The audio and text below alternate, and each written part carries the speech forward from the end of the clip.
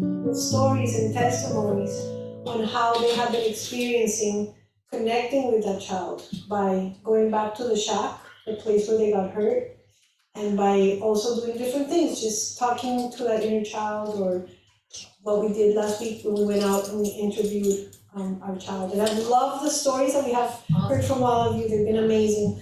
But to close up this mini-series, Blackie and Giovanna have invited a very special guest speaker. Let me get my phone. I haven't memorized this, but today's speaker is the expert on this topic, who's actually going to help us bring it all together. She's a certified conscious parenting coach, a compassionate inquiry trained and trauma-informed educator and speaker. And she's been here at Hope4Life many times. And let's all give her a warm welcome, Barby Jimenez.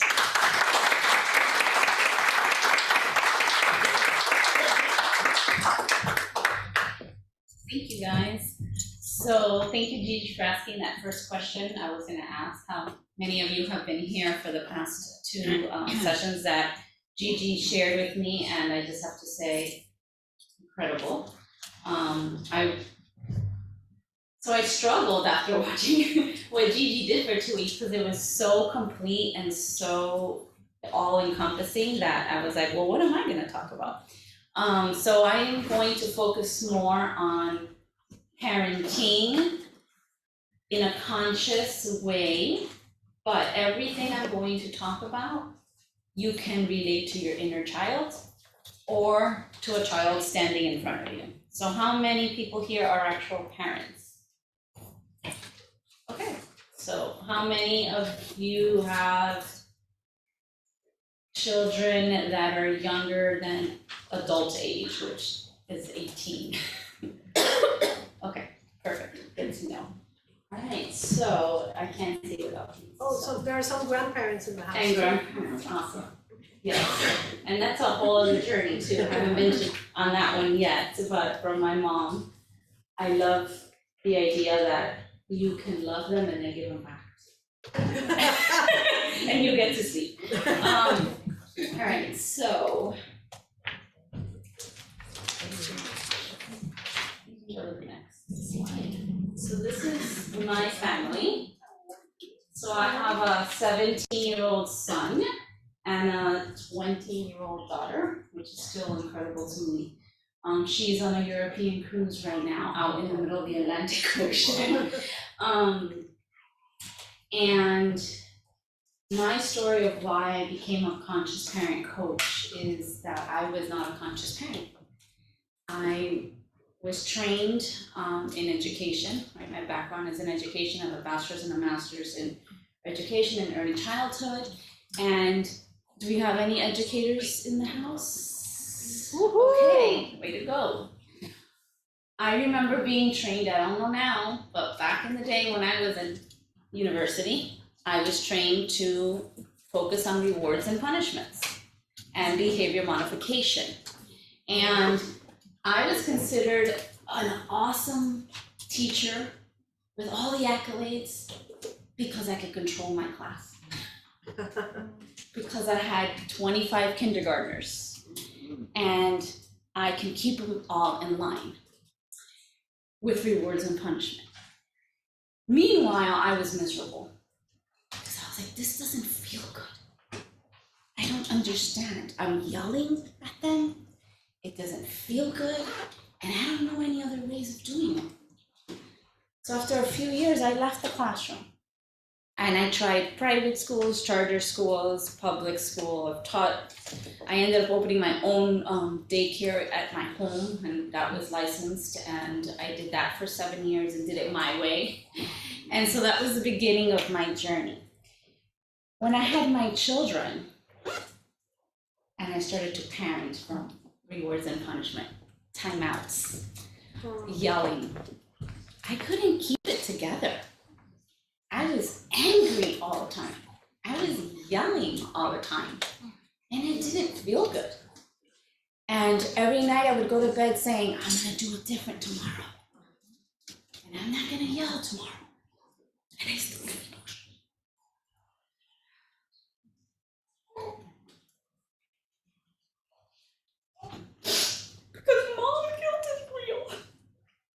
daddy up.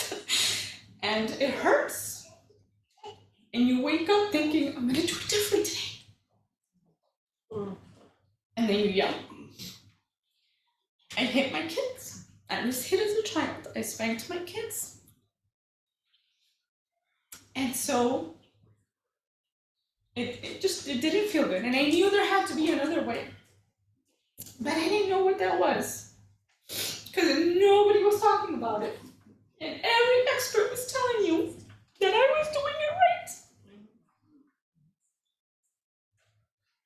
Oh, why didn't it feel good then? And so luckily, my son is thank you. I call him my awakener. Because when he was around 7-ish, he looked me straight in the eye and said, "You're trying to control me. Stop." Wow. Wow. And by the grace of God, I was able to hear him. Because that's the important part. I didn't fight back. I said, whoa. If I want to have a relationship with my child, I have to change. And so I started on this journey, and I found Dr. Shafali's work. I should have included a picture of her. I could have included a picture of her. That's okay. But I have some of her books I'll share with you later. And I started reading every single one of her books and taking every single one of her courses. And started my journey of parenting myself. Would you please repeat the name of the Dr. Shefali, Shefali, and her last name is Sabari, which actually starts with a T, Sabary. She's the author of The Conscious, I have her books I'll share with you later, The Conscious Parent, The Awakened Family, Radical Awakening, Superpower. She came out with another one now that Parenting 2.0. So that's been my journey. So when she came out with a certification, I was like, I'm in there.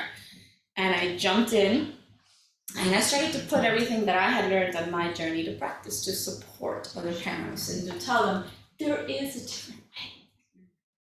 The first time I heard her speak on Super Soul Sunday with Oprah, and she was talking about that was like her big break, every cell in my body was tingling because I knew there's another way. And it resonated with my heart. So, going from a very controlling parent who was constantly losing it, I had to go, and this, if you guys start on this journey, you may find this, I ended up going all the way to the other side. And had not really doing nothing, because I had to keep my kids safe. But I had to really catch myself before I spoke. That was the journey. Learning to hit that pause. Now, that took years, quite honestly. And in the beginning, it was like, I didn't hit that pause button until I was in the middle of the reaction. Then with time and more strengthening of that muscle, it started to, I was yelling and I was having like an out-of-body experience where I could hear myself saying, stop yelling, just stop yelling. But I couldn't. That was step one. Then it was, I would hear it and then I would stop yelling mid-sentence and my kids were like, what just happened to her? And then now, granted, my kids are much older. I started this journey when my son was around 7 and he's 17. Now, most of the time, and not all of the time, I can catch myself as I'm walking down the hallway like this. Oh yeah, no, hold on. Let me calm myself down first before I enter the room, right? So that's the journey. I just wanted to tell you a little bit about that. And a little secret I'm going to share with you guys is that this is actually my first speaking engagement. So. I've taught with, I've worked at schools and worked with teachers, but yeah, so I just wanted to share that because my inner child was very activated before coming, and I had to keep talking to her and telling her that it could be hard, but we could do hard things and we're safe and my voice matters because I interpreted and perceived my voice didn't matter because those were the messages that I received, right? So what a better place to do it my first time than here, honestly, because this is definitely feels like a safe space. So thank you guys for creating that for me. All right, so I want to play a first song and I want to give you guys a heads up, little possible trigger. The F word is in the song once. Okay. Little possible trigger. Now you're all gonna listen intently, right? To find it. So it might work out for the best. So whoever doesn't use the F word can wait outside. Alright, so I just want you to really listen to the words and let it touch your heart, okay?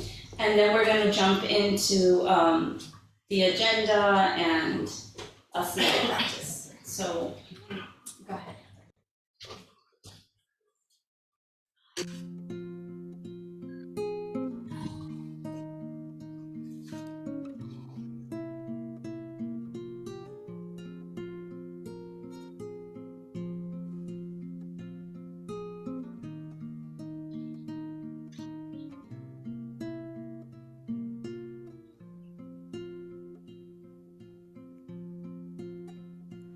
I am open, I am free, and my life is breathing me as I surrender to the will of the divine.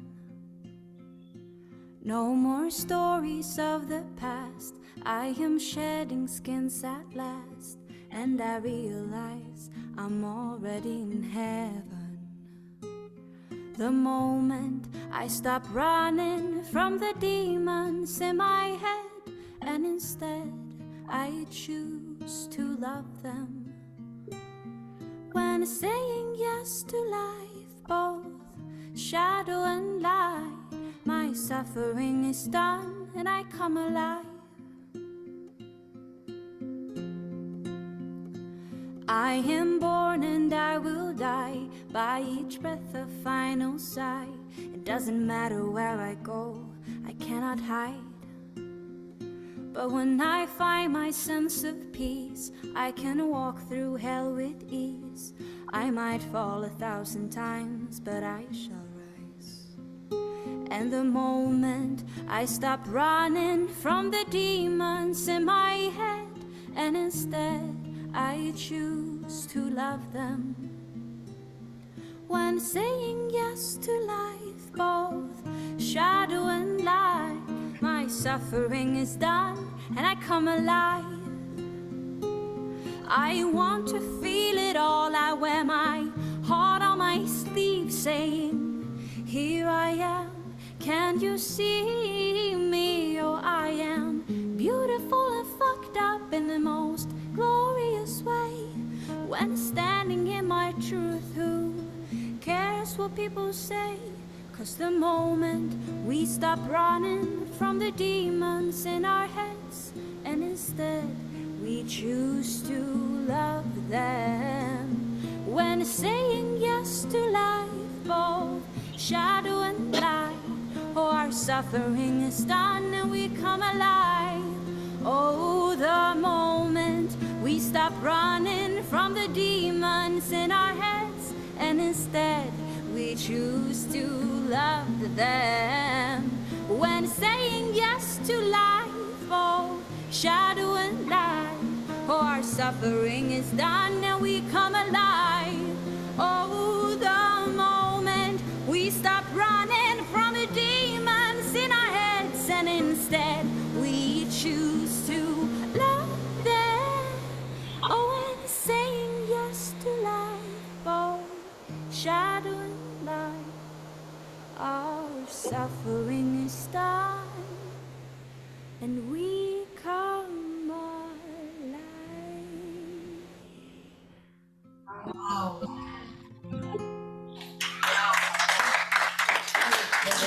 If you haven't heard that artist, Fia, F-I-A, yeah, Shedding Skins.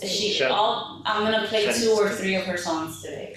I love her work, so. And this is a perfect lead into our agenda for today, and we're going to begin with a compassionate inquiry practice, because we all have shadows. You can call them demons, you can call it unconsciousness, wounds, trauma. We all have them, and it's not about getting rid of them or fixing them or changing them necessarily. It's about loving them, forgiving them, which is us, right? Finding compassion, not fighting, okay? And so when we can do that, we can find heaven and peace within us and safety within us. So we have to love the light and the shadow, right? We can't have one without the other. How do we know darkness if we don't know light? How do we know light if we don't know darkness? So we can choose to perceive it differently than what a lot of people in society and cultures and we've been conditioned to believe, right? I like to look at it as contrast. So everything in life is either giving us confirmation, now we're on the right path, keep going.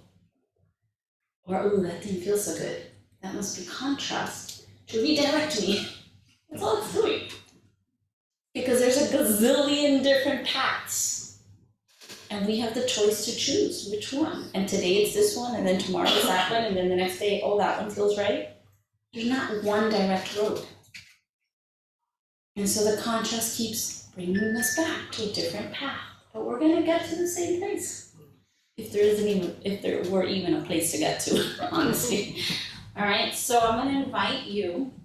I'm gonna do a short little compassionate inquiry. All right, so I'm gonna invite you to just get comfortable. Close your eyes if that feels comfortable for you. If that doesn't feel safe for you, just look down. I want you to do what feels safe for you. There's no right or wrong way. And I'm gonna invite you to go into this I'm gonna give you 2 different choices. One is to think of a trigger you've had recently. Don't pick your biggest trigger right now. You know, a medium-sized trigger. You can go in, choose to focus on that. When you use your imagination, your body doesn't know that you're using your imagination or whether it's happening right now. So our imagination is very powerful, and you can use it to get in tune to your body and the sensations. The other choice is to just check in with your body. But that sometimes is really hard for people, so that's why I offer the other option of going in with a trigger, okay? So if you're choosing to go check in with your body, just check your body for some sensations. And lack of sensation is a sensation. It's called numbing. Okay? So if you don't feel anything, that's okay too. Just know. I'm a little numb right now. That's okay. So just notice where you are right now in your trigger or in your body. And begin to feel. Allow yourself the space to feel. Even if we're coming in through a trigger, we're gonna work into the body. So feel in your body. If there's any sensations coming out. Tingling,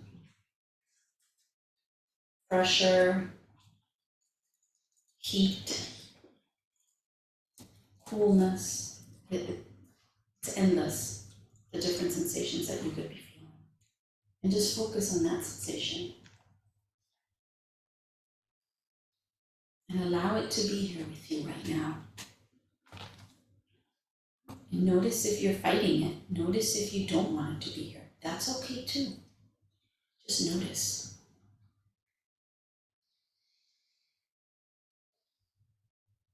Notice if it has a color. And don't let your mind convince you otherwise. Like, don't overthink it. Whatever comes first, go with that. There's no right or wrong. Notice if it has a shape. Notice if it has a temperature.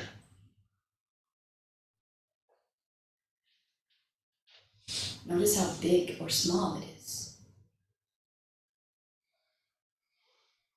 Notice where in your body it is. If you can pinpoint where it is, I invite you to put your hand on it. And just bring warmth, the warmth of your hand to that area.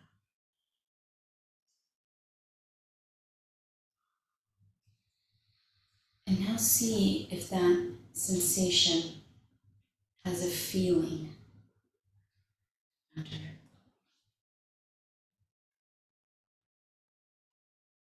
And sometimes the first feeling that comes up is a little superficial. Not that all feelings are good, there's no good and bad, right? All feelings are valid. But see if you can go one layer lower, under that first feeling. So if it's anger, what's under the anger?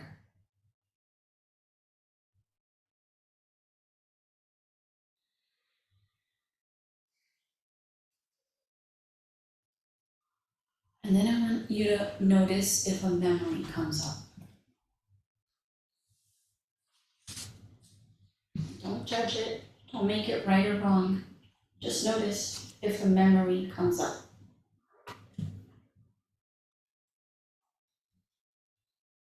Notice how old you are in that memory.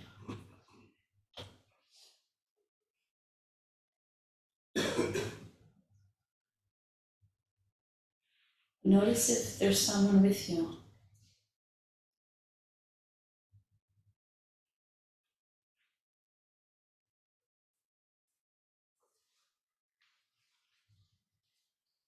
And then in that memory, notice what happened.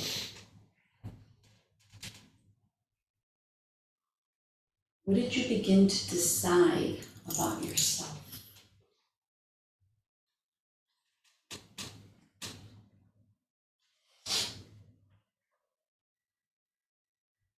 What did you begin to decide about the world?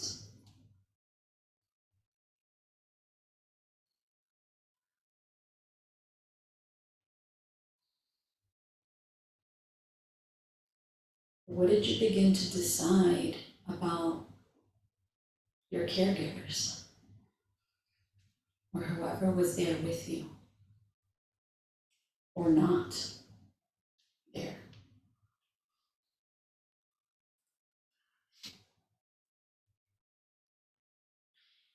And sometimes because we're adults now and we have a fully developed brain that can rationalize and that has a prefrontal cortex and all that, we forget that these things happened to us when we were children. So I want you to think of a child that you know who's around that same age that you're feeling right now for yourself. And if that child was going through what you are going through in this memory, what would you tell that child?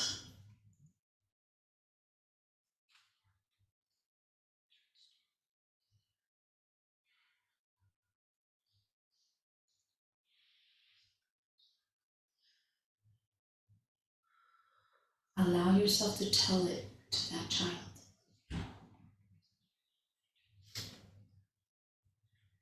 What would you want that child to know right now, right here?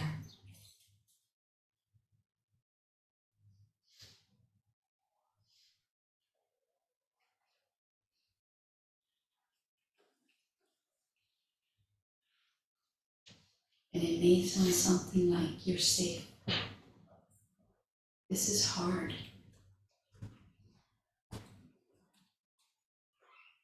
And it's okay that you're having big feelings right now.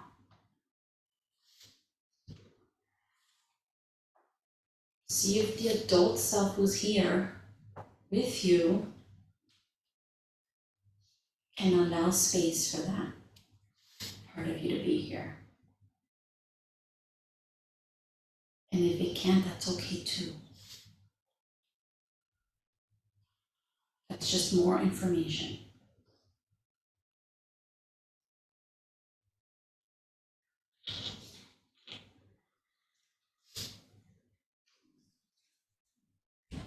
This is what reparenting is all about. It's about connecting with that wound, but not from necessarily the adult brain that we have now. From what would a child need to hear in that moment? And then offer that to ourselves. So I invite you to hold that child.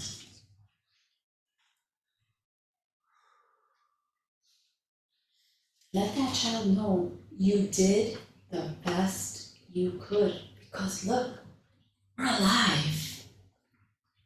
We're here. And it hurts sometimes, but we're here, we made it.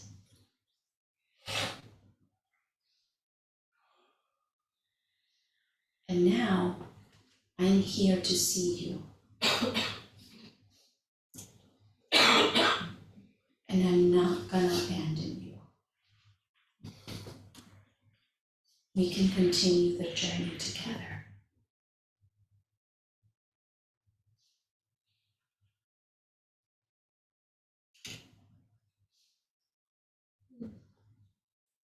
So when you feel complete, you've held your child, and you've let them know you've got their back.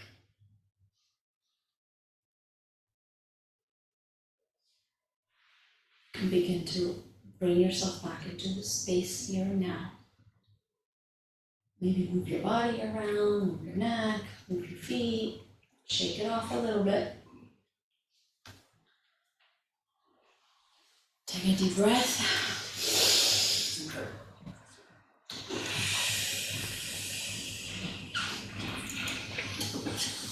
And what's powerful among many things of that exercise is remembering that we were not adults when that happened to us. We were children. And finding the compassion for the child. Because as adults, we often will judge ourselves. Why is this happening to me? Why am I still dealing with this? Why did I even believe that? It doesn't make sense to the rational brain now. But when you bring in the perspective of a child, it makes total sense. So if you have something to write on and if you learned something about yourself, just take a few minutes, a minute or so, and write it down. And any ahas that you had, any new memories that you might have had, any belief systems, right? Those are powerful questions about what did you make up about yourself in that moment? What did you make up about the world in that moment? What did you decide about the caretakers who were there or not in that moment?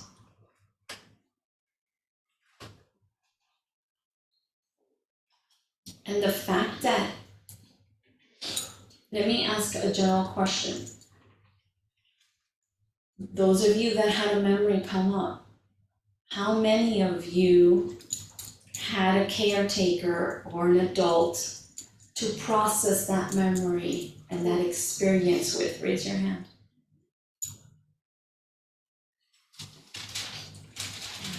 One, two. too.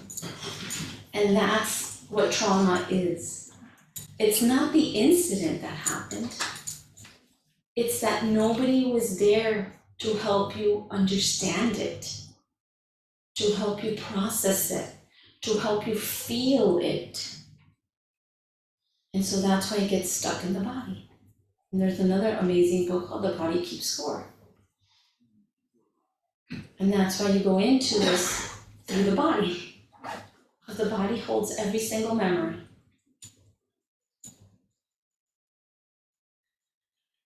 So now, as parents, we want to remember we're not going to be perfect. We are going to mess up because we are human. And there's two things I always say humans, you can be for sure are going to do. One, mess up. And two, die. Pay taxes. Pay taxes. Okay, well, not every human does that either. Not everybody does that, so. All right, anybody want to share just any aha moments they had, anything that they are feeling called to share? Go ahead. Like, Oh, Right here. Hi, so I saw myself that in most situations in my life, and even as of yesterday, I go to the far extremes. So whatever happens, I'm really either really angry or I'm really passive. So in this process, I remembered that as a child, when a situation came towards me, how I saw it modeled had to have been in the far extreme, being angry, dealing it with force and intensity. And as I've been re-imaging myself and my emotions, because anger was my only emotion, as I feel through all the emotions now, I find that many times I don't want to go to that extreme anymore. But I'm shifting almost to the other extreme, where I just allow. And I also lost my voice during the anger stage because I didn't want to confront, because it was too powerful what I was up against. So now I no longer want to be that powerful woman that has to have the right and the say in it. But I'm finding that in situations when I have powerful people trying to impose something that very simple, I shy down a notch to the point that when it's happening, I don't want to take the decision because I don't want to confront the person being upset about it. So in that codependency, right? So I had a situation where yesterday I just backed off of something very simple, just not to have to confront the whole issue of what I really wanted. But sitting here today, I realized that I lost my voice about something I just wanted to do it. And in fairness, I had an opportunity to go back and correct it, because I did say, this is what I wanted to do, but at that point, I just didn't want to do it. So in retrospect, what I should have done, thank you for allowing me the opportunity to do it right, and walked it all over again. But clearly it showed me that that's how I used to handle it when I was a child. right, because you made up, you had models that said, we do this or we do this, right? And it's gotten you this far, Yes. right? So we can be grateful for that. Yeah. And continue on the journey. Much better way of doing it now. Thank you for sharing. And thank you to each and every one of you for having the vulnerability and the bravery and the courage to go in. And the body is always talking to us. This is somewhere in my slide later, but it's always talking to us. It's our best friend. It's never gonna lie to you. You know, you put on those jeans and you ask somebody else, do these look good on me? And they're like, well, that's like, well, of course, yeah. They're not gonna tell you no, right? But your body will always tell you. So when you have symptoms, it's your body talking to you. And this is a way to go in and understand what it's trying to tell you. And awareness. Without awareness, we can't do anything, right? So now you have the awareness. So every time the hip pain comes up, the TMJ comes up, you can soothe it, you can talk to it, right? With all these memories that came up. And you can continue to explore what it's trying to tell you. I think she wanted to share.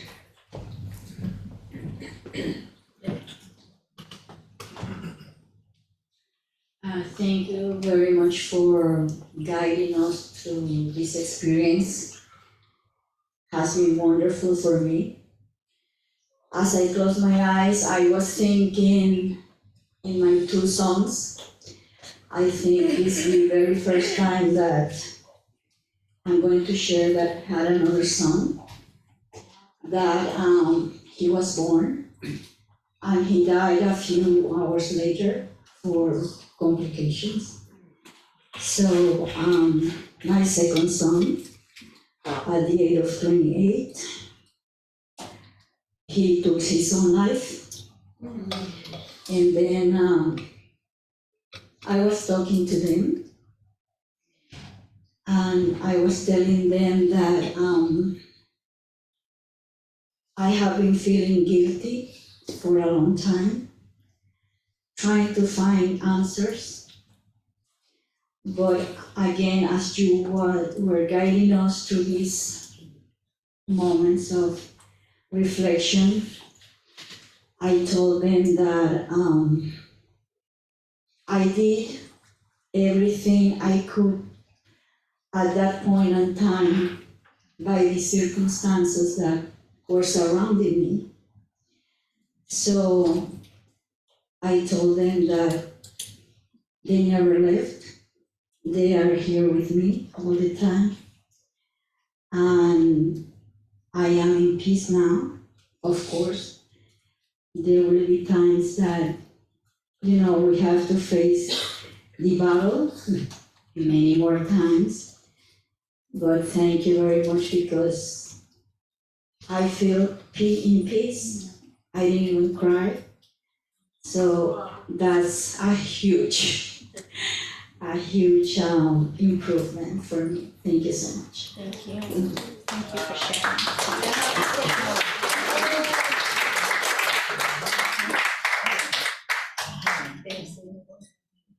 I'm curious how many of you resonate with the statement, it's all happening for me? Raise your hand if you resonate with that statement. It's happening, everything's happening for me, not to me. Okay. So I constantly try to remind myself of that. I truly believe everything is happening for us. The universe, source, God, whatever you choose to name it, not only has our back, lives in every single cell of our body. It is our back. Wow. Okay? And here's the catch-22 though.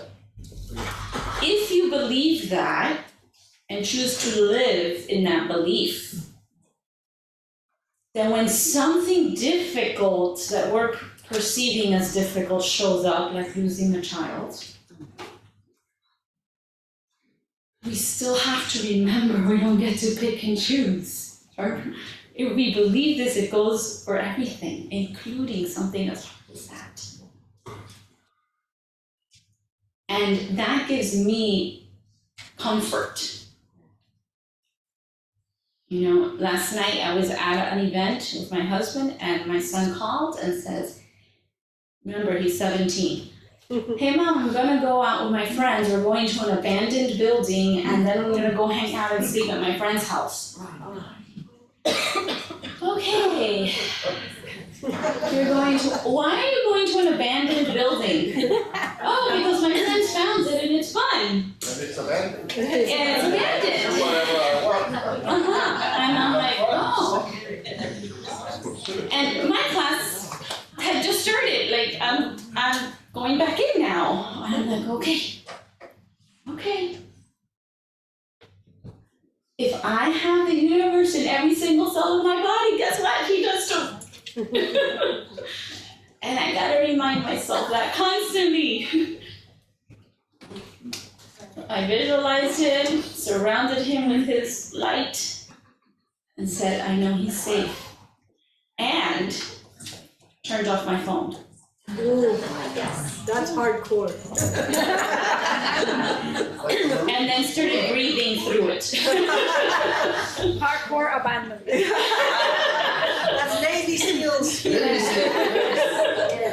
I texted him, by the way, I'm turning off my phone for the next 3 hours. And because I have that thing where if it rings, I know it's one of my kids because it bypasses the silence. So that's how I knew it was him calling, because she can't call me from the ocean. So I told him I'm turning off my phone because I didn't want it to keep going off. But that also meant if you're in trouble, I'm not going to be there for you for the next 2 or 3 hours in your abandoned building. So, call grandma, I don't know, but thanks. All right, so that was our step 1 of the agenda, the CI practice, compassion and inquiry practice. So step 2 is going into our triggers, and we can go to the next slide. And I know Gigi touched on this, but have you guys ever heard the saying, he just likes to push my buttons? I love it. They love it, right? Yeah. They love it. Well, guess what? We didn't have any buttons to push. Uh-huh. Could anyone push them? So whose buttons are they? Ooh. The person's. They're our buttons. And if they're our buttons, can we do something about them? Because we can't change anyone else. Can't control anyone else. I learned that one, kicking and screaming with my children. But we can do the work to heal our buttons. So where do our buttons come from? They come from our childhood. They come from our wounds. They really are wounds, that's what it is. The buttons are our wounds, okay? And they're different. So yes, they're different for everyone, and I would venture to say we have some universal buttons. Right? Because we have some universal needs. Every single human being needs to be seen, heard, and like they matter. Value. Yeah, valued, loved, right? But that all comes with feeling seen and heard. Like if you're seen and heard, then and you matter, then you must be loved and you must be valued and you must be, right? Because someone took the time to see me and hear me. And show me that I matter. Right? And so that's why, just like we can't invalidate anybody else's feelings, and like I said earlier, feelings are not good or bad, right or wrong. They're just feelings. Triggers are the same way. We can't say, oh, that's such a silly trigger. I can't believe you're still in that. No, that's her life experience. And so we have to recognize that it is valid for that person. Just like you want your triggers to be seen as valid. And so they live inside of us. And so I covered all that, and they're unmet needs, basically, right? Because we weren't seen, we weren't heard, we weren't showed that we mattered. And so our needs weren't met. And so every time you overreact to something, which sometimes, okay, that's a little bit of a catch-22 too, because when you're overreacting, you don't realize you're overreacting. You think you're just reacting and it's perfectly logical and normal, because you're in your trigger, right? So if a loved one could gently, kindly, compassionately point out to you with curiosity and wonder, which we're going to talk about a lot more later, is it possible maybe you're a little triggered right now? Is it possible that you're believing something that's not actually happening? Because it's very real for us when we're in it. Because we are believing it. It is our perception. It is the filter we're looking at life through. And now we get to reparent ourselves. And the first step, so you know that saying, which comes first, the egg or the chicken? Yeah. I always say, which comes first, the trigger or the awareness? Oh. Because I start to talk about triggers and then I'm like, well, but wait, without awareness, you don't know you're triggered. Right? So like, which one comes first? So we're gonna say they're like equals. Right? We work on them side by side. Okay? And so you can go to the next slide, please. And so our next topic is awareness. And I talked a little bit earlier about the pause button, right? When I was talking about my story. And it's a muscle. One of the ways of strengthening that muscle is by reparenting ourselves. Because that pause button is what helps us when we're stuck in that overreaction and in our trigger. To stop. Do nothing until we discover and notice and have awareness of what's happening inside. And where that's coming from. What belief am I believing right now? And does that belief still serve me? Like Gigi shares the belief of having to take care of the addict. Well, does that belief still serve you as an adult? Now you're aware of it, now you can do something about it, right? Now you can work with it. Our beliefs are mainly not ours. They're not original thoughts. They come from our caregivers, teachers, authority figures, TV, movies, culture, society, and we just get sucked into our thoughts and our beliefs, and we just are going on the, wheel of life, just habits. How often do you stop to question your thoughts and your beliefs? How many people are actually told that they don't have to believe their thoughts? I love teaching that one to kids. Wow. I work with kids too, and I love looking at their face like, what? I don't have to believe my thoughts. What do you mean? You don't have to fight them. That's going to be a never-ending battle. You just have to know they're there, have awareness, accept them. They want to be seen and heard too. They want to be loved and know that they matter too. Does that mean you stay with them? No. But the more you can do that, the more they release their hold on you.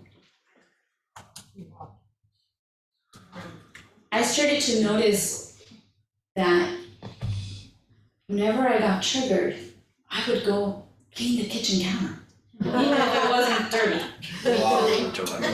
And I would just like,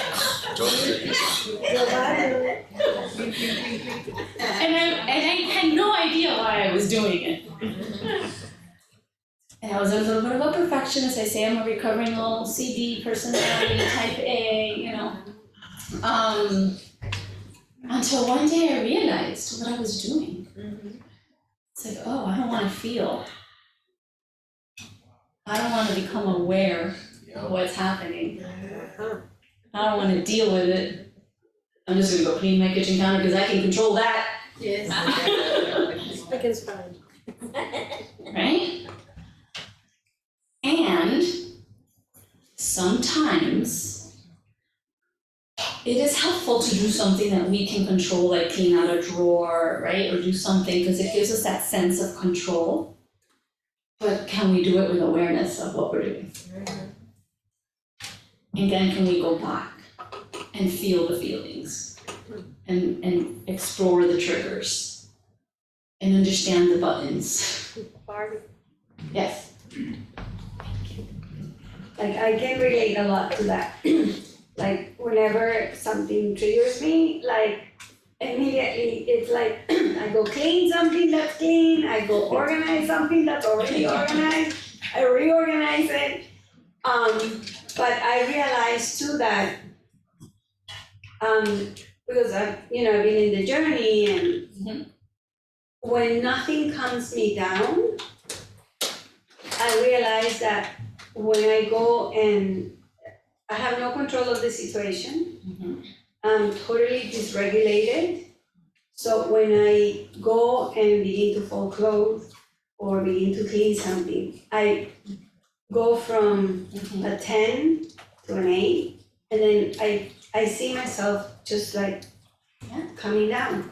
So to me, it calms myself down. I'm aware of what's going on. That's the thing, you're doing it with awareness too. So I can feel going down, and then I'm like, okay, I'm okay.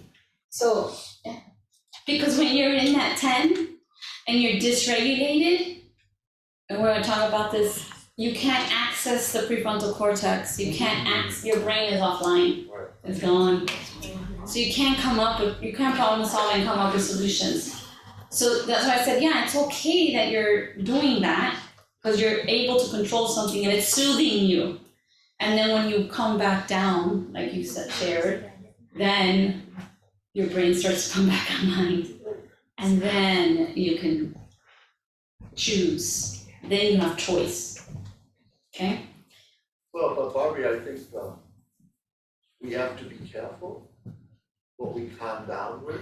Yeah. Because Yes. some of the stuff people use to calm down, like marijuana, Right. pornography, blah, blah, blah, you Yeah. know the business. Martini. But, yeah. Shopping on Amazon, Right. binge watching Netflix. But here's the thing, if you're doing those things the key is awareness. The key is awareness, because even Dr. Gabor Mate says, it's not about getting rid of the addiction. It's about understanding why you have the addiction. Right. What is that serving? What need is that serving? And you'll be here in November. Yay, I'll be here. It'll be fast. I have a question. Yes. Is there anything wrong with wanting to have this sense of control? And what's coming to my mind is that maybe the sense of control that we all want to have is when we lose control of everything. When we get to the point where we understand that we can't control things, that's when, things are gonna come together for us, and that's where we're gonna find the peace. But it is gonna be like a sense of control, losing control. Exactly. I don't know if that. It makes total sense to me. I could control the kitchen counter because I couldn't control anything else. But I'm doing it with the awareness that I'm soothing myself right now because I can control this while I'm accepting that I can't control that. And eventually what I realized was that my need to control and to feel that I could control everything around me was coming from anxiety and fear. So I started to face that fear. One of the hardest ways of facing that fear for me was when my son, like I said, my son is my awakener, when my son was around 9 and he was expressing his feelings of anger in a very masculine energy, yelling, showing aggression, right? He never hurt anyone or broke anything, but he would yell, he would raise his voice. And I came from a home where, to this day, my mom is like, oh, you never saw your dad and I fight, because if I had to tell him something, I would take him to the bathroom. Oh, yeah, that's why I'm afraid of conflict. Like, thanks. I get you were trying to be helpful, but I had no model for conflict resolution or even conflict. So when he would get activated, I was like, holy crap. And literally, I got to the point I realized I had my 9-year-old son in jail already in my mind. My mind would spiral out. And that's why I was cleaning the kitchen counter, because my son was in jail. Wow. Because I couldn't handle his anger. And I was like, in my head, he's gonna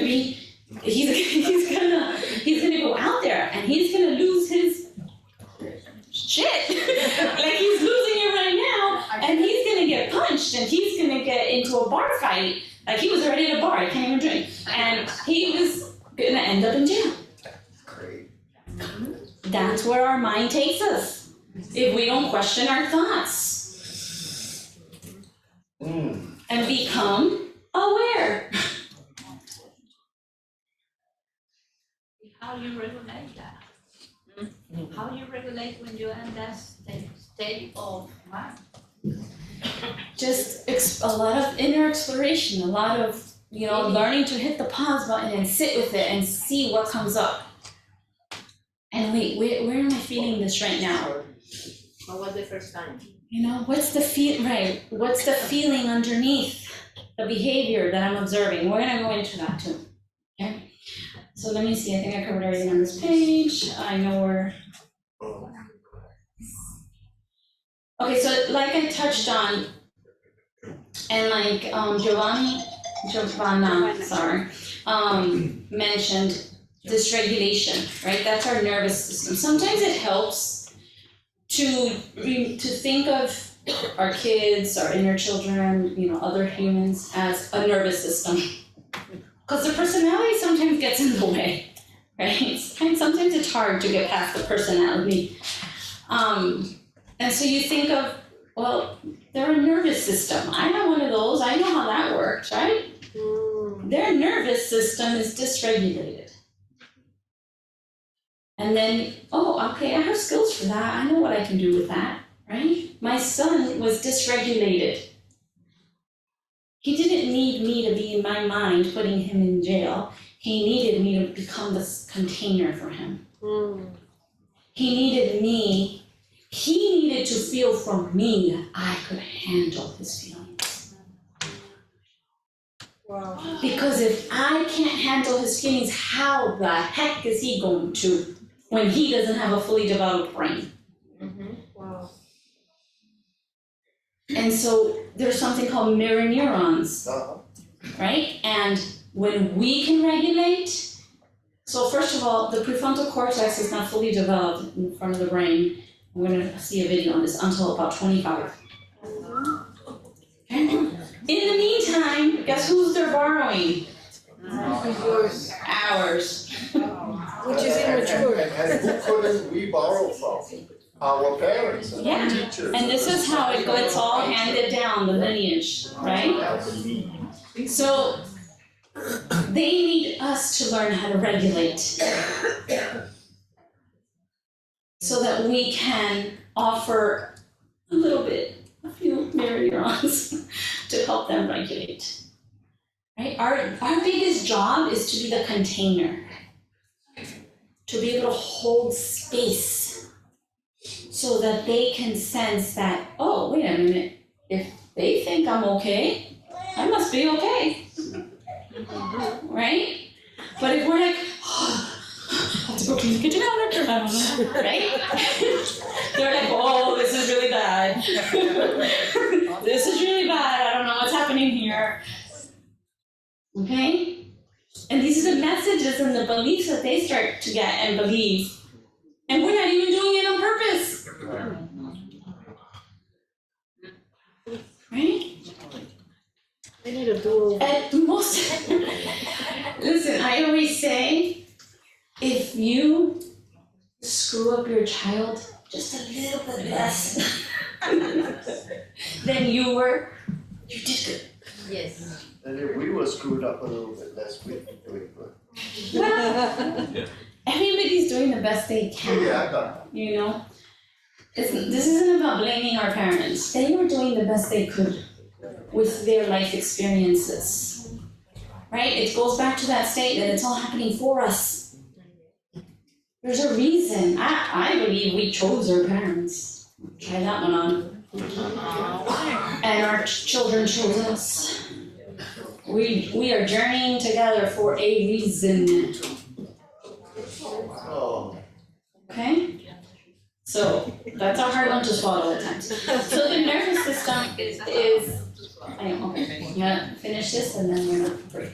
The nervous system is what sends us into fight, flight, freeze, and now there's a new one. It's called fawn. People pleasing.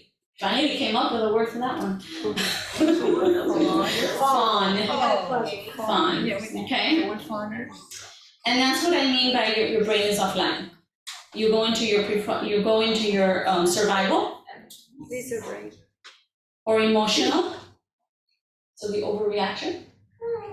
Right? Not only are you trying to survive, because there's a tiger coming to eat you, which just looks like an adult nowadays, but that's what our body thinks. And then on top of that, you're flooded with emotions. So forget trying to problem solve, forget trying to do anything else.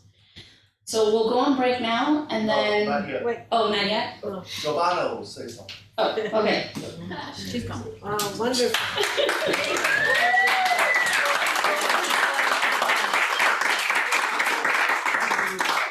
And actually, before we leave, after Giovanna speaks, I have another song that I want you guys to listen to Ah, good.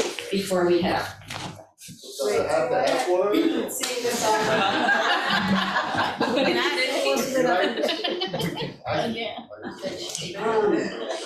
Before we go to break.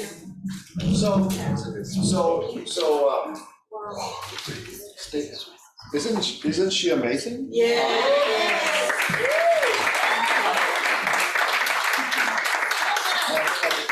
And she chose us to do her first, what's it called, like an inaugural? Her debut. Her debut, thank you. So, as a matter of confession, I was totally, asked my wife, dysregulated last night. I still am this morning. No. I fake it very well. I've learned from the best. Look at you all, you're the best.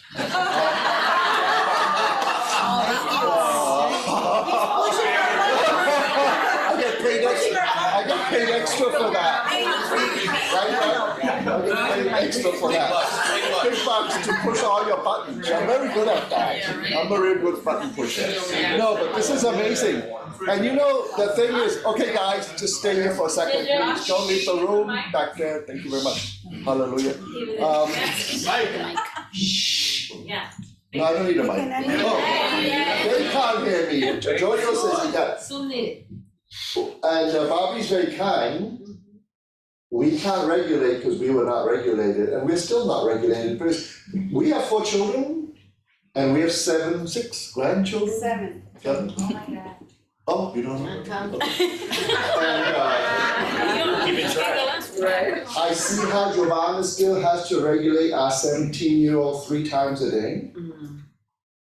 Giovanna regulates me, a little bit louder, 6 times a day.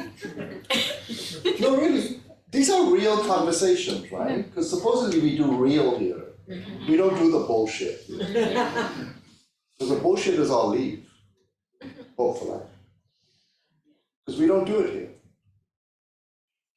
And you know, I always say to the guys, don't bullshit a bullshitter, I can spot you a mile away. I don't say it to the girls, well, some of the girls. No, Some because girls. they can't handle me. Neither of them. So, no, I just wanted to share that with you, because that's what's happening right now. So I'm really enjoying what Barbie is doing. It's amazing. I'm texting Barbie and my wife, this is really amazing. I love this. I love healing. Because there is hope. We can get well. We can be regulated. We can function. And then if we function, everyone around us functions. That's reality.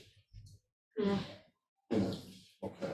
I just stole my wife's thunder for a second. Well, could you say this is like her first time teaching in a big crowd? No. You're a natural. So you're a natural.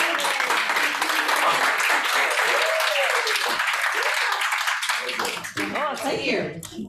We're gonna start with a song anyway, so it'll help bring you back. It's another Fia song.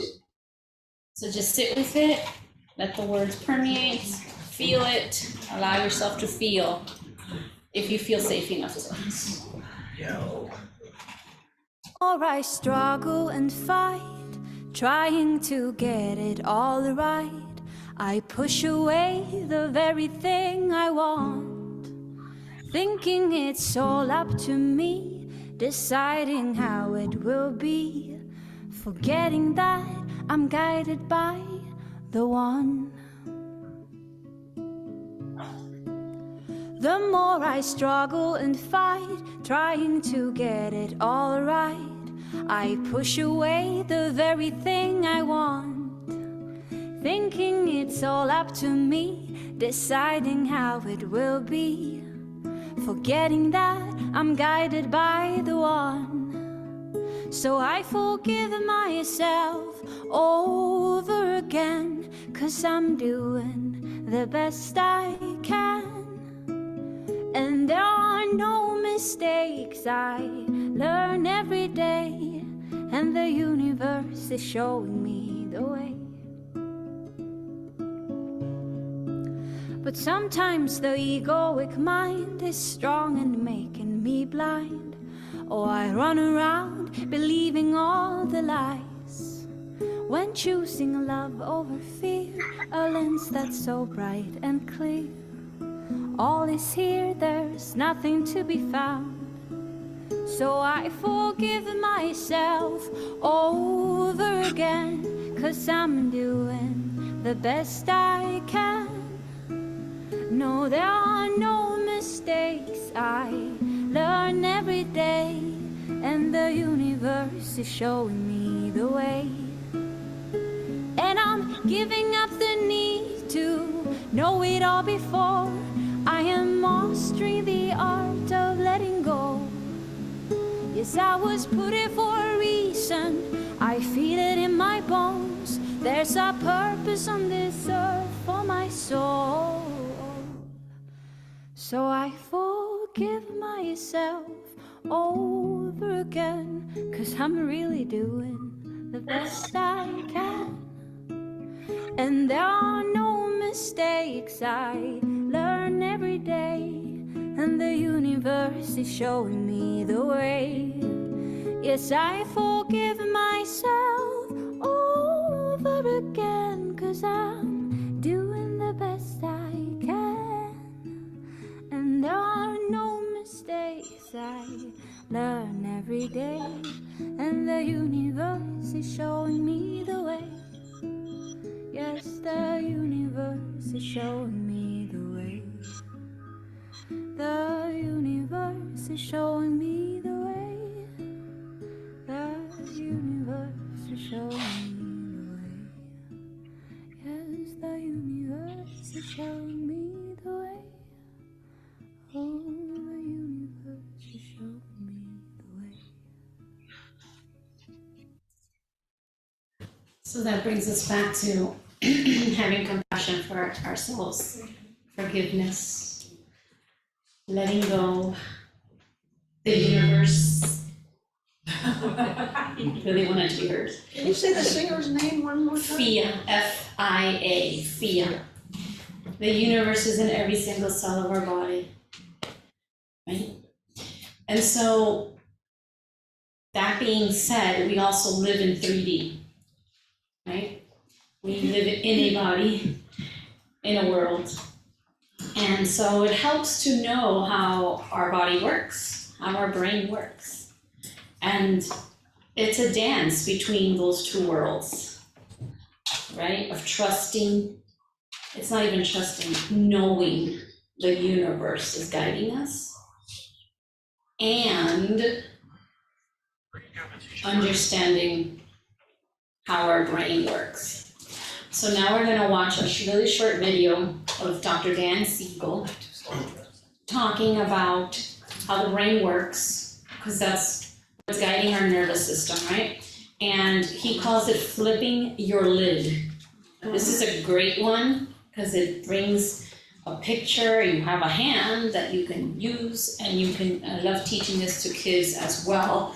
And then they can use the terminology of, I feel like I'm flipping my lid, I'm about to flip my lid, okay? So let's take a minute to watch this. One of the most rewarding experiences for me has been to study brain science and apply it to the experience of parenting. And the hand model of the brain that I use to teach parents is very useful to understand that. So if you take your thumb and put it in the middle of your palm, put your fingers over the top, this is a very useful model of the brain. And when we can actually see in front of us what's going on in the brain, then we can change what the brain does. So let me walk you through very basically what happens in this brain and the structures in it. And it goes like this. The spinal cord comes up representing the wrist, and then you have coming up into the skull the brain stem and the limbic area, which work together to help regulate arousal and your emotions and the way you have a fight, flight, freeze response. These are below the cortex, the limbic and brainstem areas, and the cortex is this higher part of the brain that allows us to perceive the outside world, to think and reason. And this frontmost part of the brain, right behind your forehead, so the person's oriented like this, is actually the part that regulates the subcortical, limbic, and brainstem areas. This regulation is very important because sometimes we can have all sorts of things happen in our life. We're tired, we're exhausted, someone pushes a particular emotional button, and we can flip our lids. So rather than being tuned in and connected and balanced and flexible, we can lose all of that flexibility, even lose moral reasoning, and act in ways that are terrifying to others, including our children. Now, you can actually bring yourself back online and come back to the high road and make a repair with your child, and that's important to explain to them. And you can also use this hand model of the brain to explain to children, even as young as 5 and 6, how to understand when their emotions are rising up from the brainstem and limbic areas here, and how it's overriding the prefrontal area and making it so they may be about to flip their lids. So I've had kids come tell me that they're about to go flip their lids and they need a break. They need a timeout. And by even just naming that, they can tame it. And that's the power of using the hand model for ourselves and our children to help us all make sense of what goes on in the emotional communication that we have in the course of day-to-day life. So simple, right? Simple but not easy. And he used terms that were more scientific, but for a child especially, you can say, you know, this is your survival, and then this is your emotional, and then this is your prefrontal cortex. That's the part that's not developed till 25. Okay, so not only are they flipping their lid, they don't really have a lid yet. Right? They're borrowing ours, and ours is flipped.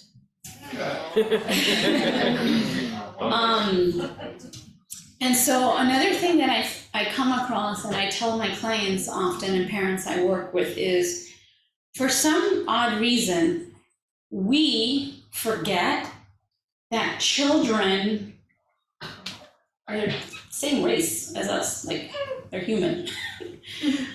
And we have all these emotions and feelings, right? And have a hard time regulating them sometimes. Yet, they do too. But they don't have a fully developed brain. So we get upset with them for having feelings and emotions and not knowing how to express them kindly, respectfully.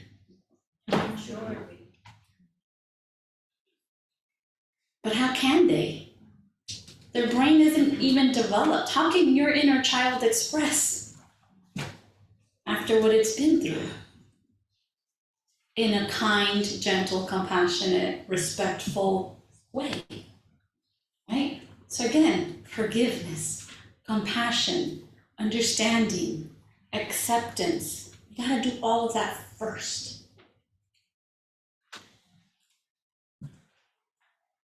And so by that example, I wanna give you a couple of examples of how we as adults, you pretend you're going to work and you were working on a project and your boss comes in and says, what did you do? This is horrible.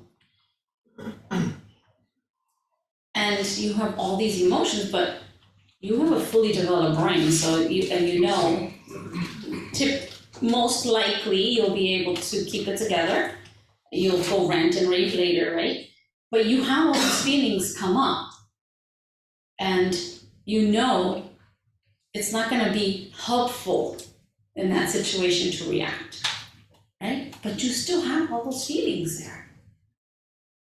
So imagine having all those feelings but no skills and no brain that's developed yet.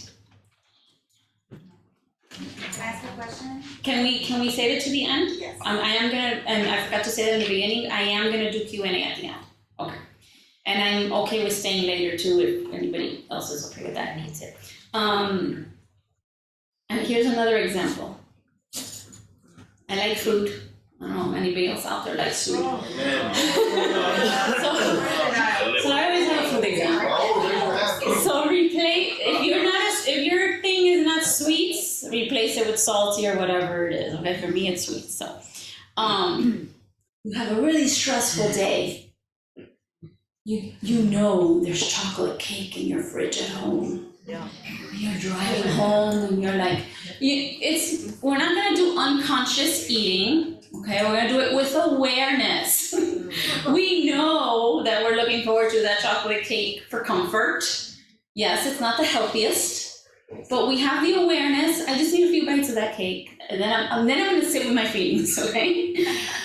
So I don't wanna condone, unhealthy or unconscious eating. So you walk in the door, you can almost taste that piece of cake. Your partner is home. And you go and you pull out that cake and you're about to take a bite. And your partner says, what are you doing? You haven't had dinner yet. You can't eat that first. How do you react? Yes, I can. Why do you mean that? Watch me. Now notice, how often do we do that to children? Oh, yeah. Oh, yeah. We control what they eat, when they eat it, what they wear, where they go, how they get there, what they can say, what they can't say, how they can feel, how they can't feel, So true. And then on top of that, don't have feelings about it. Don't you disrespect me. Wait, no, go to your room, you're being disrespectful. But we forget they're humans and they're not fully developed. right? So it kind of puts it into perspective when you look at it that way.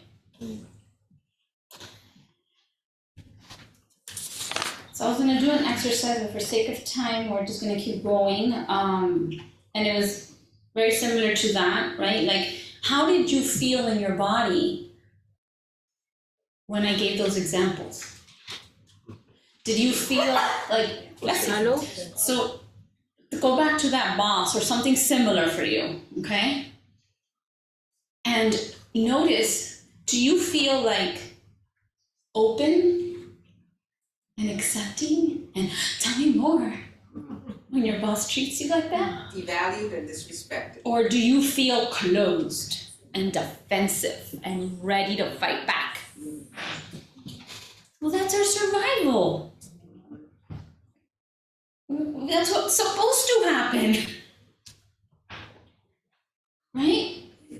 So now we're the caretakers for these little human beings, and instead of having them be open to learning, we shut them down and they get defensive. And then we say, oh, they're defiant. They're so defiant, oppositional defiance disorder, Defiance can't happen out of relationship. Oh. Wow. Right? There's gotta be two.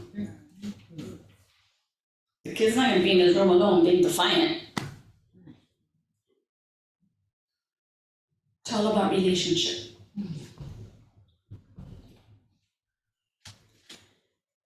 Can we go to the next slide, the one with the iceberg? So here's the behavior iceberg. I didn't know this until I learned this. Icebergs are bigger under the water than they are above the water. So above the water is the behavior that we see. The child's yelling, hitting, saying, I hate you, I wish you weren't my parent. Under the water is the unmet needs, the feelings that they're trying to communicate, but don't have the skills to do it. And it's much bigger. So our job is to take care of our buttons and our triggers and soothe ourselves and our nervous system so that then we can jump under the water and meet them there instead of doing this. I get defensive, you get defensive, now we fight. And nobody's talking, nobody's feeling, nobody's understanding. We're talking, we're probably yelling. Go under, meet them down there, get curious, wonder. Behaviors are just giving us information, it's feedback. Something's going on. That's all it is. You gotta dive down there. And this is what our inner child is telling us too. Dive in there, understand what I'm feeling, where it's coming from. Don't just see this and react. Go down there so you can respond. Again, so simple, not easy.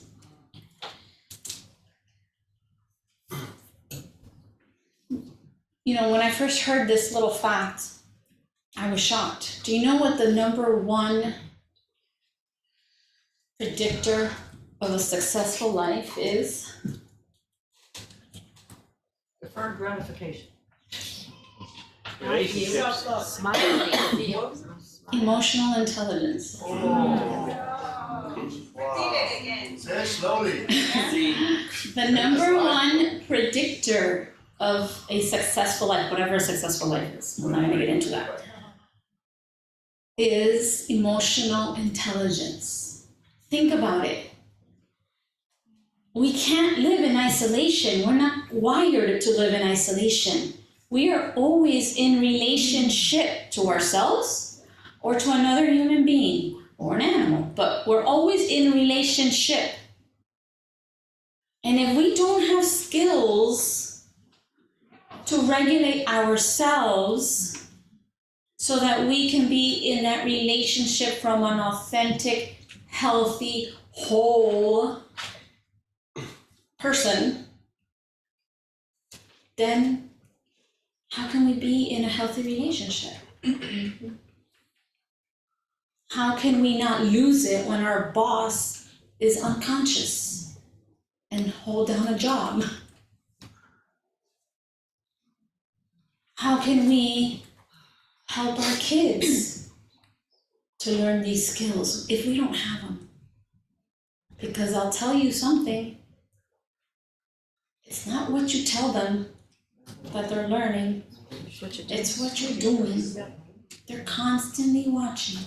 I'll never forget one day my daughter was saying something, I was like, where did you hear that? Do your friends say that? I can't remember what it was. No. Do your teachers say that? No. Okay. Like a month later, I heard myself say it. It's like, oh, there it is. It was me. Okay? They're absorbing it all. What we do, what we don't do, all of it. Not to put any pressure on you, but. All right, so I'm gonna get into some of the ways that we can soothe and respond. I want to touch something on something though. Going back to that, so curiosity and wonder, or validation and empathy or empathizing, and the body budget. Okay, so body budget. Think of your bank account, right? You can't make, and this is, I didn't make this up. This is Dr. Mona de la Hook in her book, Frame Body Parenting. And she didn't make it up either. She refers to somebody in there. I can't think of the name. But your bank account, you can't make withdrawals if you haven't made deposits, right? Okay.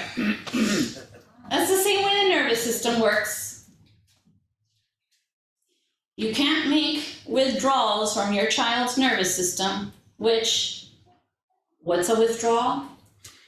Every time they have to do something they don't want to. Every time they have to handle their feelings. Okay? Even just that first one covers a ton of things in a child's day, right? And you have to make more deposits. Wow. So what's a deposit? Connection. And a deposit, because I had a parent ask me this or misinterpret this the other day. A deposit does not mean letting them do whatever they want. A deposit does not mean letting them just giving in. No, that's not connection either. Connection is seeing their authenticity, seeing them for who they are. You know, in the break, I was talking to somebody, and society tries to, or makes us believe that because we can have children, we should know what to do with them and how to raise them. Well, it's the only job in the world. You don't need a license, a certificate, training. I'll add, it's the most important job. And not paid. Oh yeah, well, right? So I remember feeling so guilty, and like everybody out there, looks like everybody at the park, back there wasn't so much social media, everybody at the park looks like they've got it together, they know what they're doing. Perfect moms.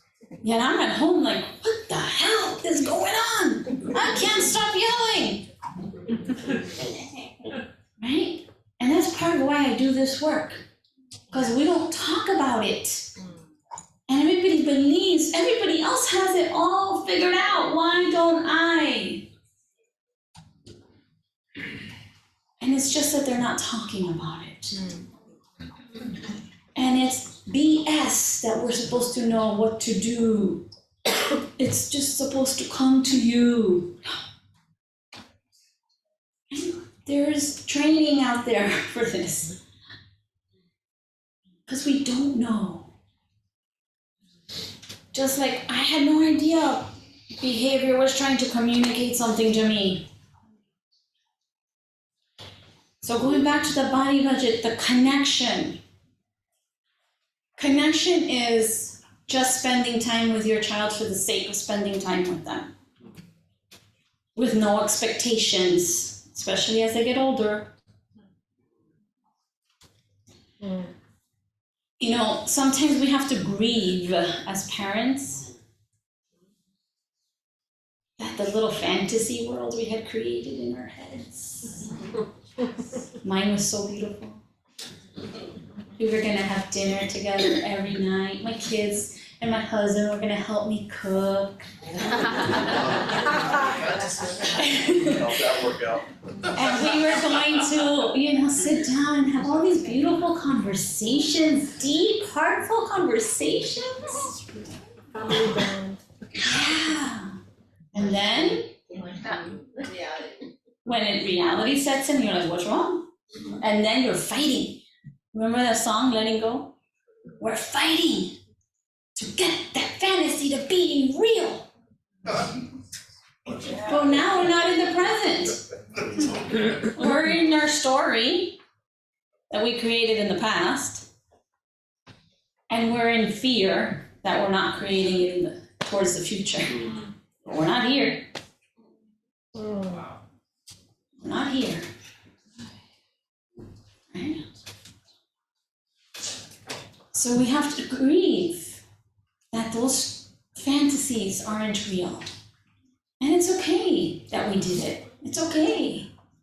But we just gotta know it's not reality.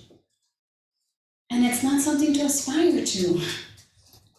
And then it doesn't help, I'm sorry, but it doesn't help that there's experts out there saying a family that eats dinner together every night, stays together.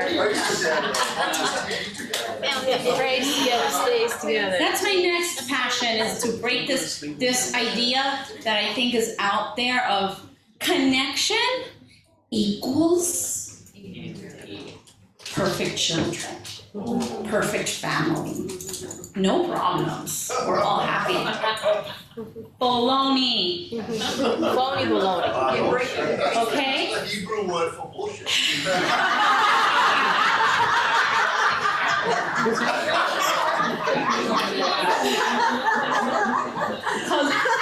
Because what happens is, That's extra. when your kids are older and start experimenting, and now your kid's vaping or smoking pot, and you're like, I didn't have enough connection. And we beat ourselves up again.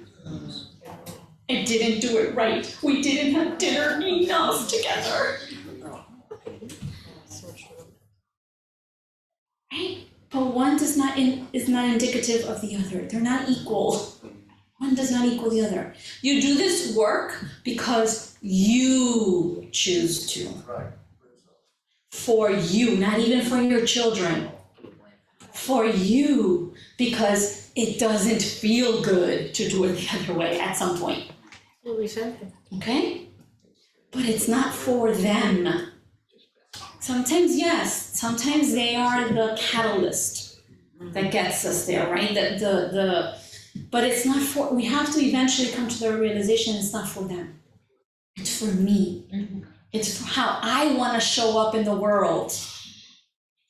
And that's how we can take responsibility for, and so I like responsibility is the ability to respond. I don't know where I heard it, I didn't make it up either. The ability to respond. When you take responsibility for you and your buttons and your awareness and your nervous system, then and only then will you have the ability to respond and teach your children through your life, that you are taking self-responsibility. So what does that look like? For one, as a teacher, I remember being taught, and as a parent as well, when you have a behavior issue, you have to handle it right away. You heard this? Yeah. You have to take care of it right now. Because what? I don't know. Because it's gonna, it's gonna escalate, and your kid is gonna show up. Remember, my 9-year-old doesn't show. Your kid is gonna show up like that for the rest of his life. Okay? No, please. If there's one thing you walk away with today, do nothing when you're triggered. Except make sure your kid is safe. Like, don't let them, run into the middle of the street. But do nothing, because nothing you do will be helpful. You're just going to make it worse. It's not true. Because when we do it in that moment, we end up reacting. So hit the pause button. You can say something like, I'm having a lot of feelings right now. I need to take care of myself first, and then we'll talk about that. And now you're modeling responsibility for your own feelings and what to do with them. Go sit with them. Go soothe yourself before you do something that's gonna most likely end up being hurtful. And you're gonna regret. Okay? So that's step one, having the awareness that you're triggered, hitting that pause button. If it's a real human in front of you, let them know what's going on. I'm feeling this, and you may not even know what you're feeling. I'm just having feelings. I'm having a lot of feelings right now. Not sure what they are, but I'm having a lot of feelings. I'm gonna go soothe myself. I'm gonna go sit with them. I'll come back. Make sure you come back. Make sure you address it.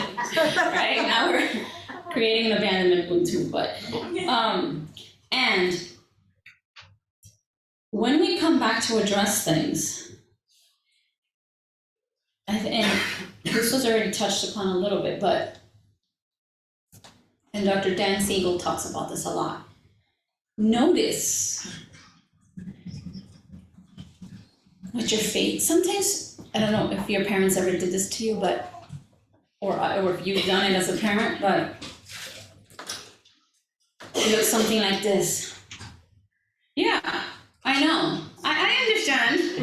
I understand what you're doing. Is my face matching my words? No. Guess what they're listening to? Not my words. My. Okay? So when you're communicating, it's very important to notice. You can touch. Some kids like touch, some kids don't. So you need to know. Some kids get more triggered by touch. So you need to know your child. You can touch. Eye contact, come down to their level. You're a giant that's looking down upon them with a lot of energy. Come down to eye level.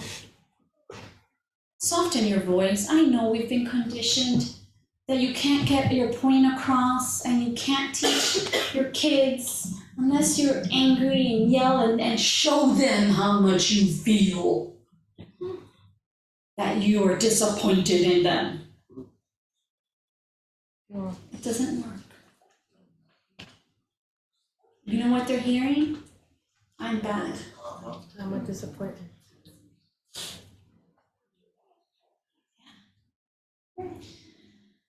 So touch, eye contact, soften your voice, make sure your face is soft. I'm gonna even challenge you to whisper. Just Okay, it's gonna help you from getting escalated. And kind words, which I know is hard when you're triggered, right? That's why we soothe ourselves first. Let me ask you something. Can you be in wondering and curious, like wondering, like, oh, I wonder how Earth stays up there? I don't, just me, it's okay to me right now. In wondering, right? Can you try to be in wondering about something that's like, oh, and be angry at the same time?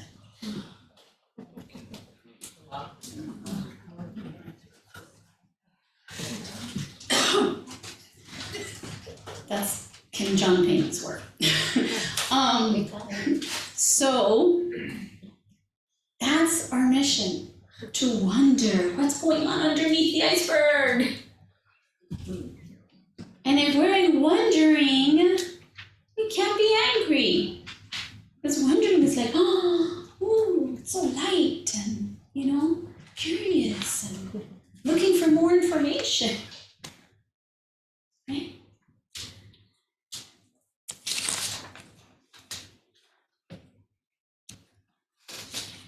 Some people are shocked when I say that my kids, who if you weren't here in the beginning, I have a 17-year-old son and a 20-year-old daughter. They've never been punished in their life, except, okay, not true. When they were little, before I got on this path, they had time out.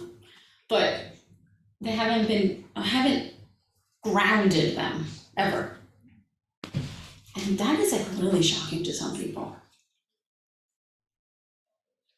Right? Does that mean they're perfect kids? No. Does that mean I'm a perfect mom? No.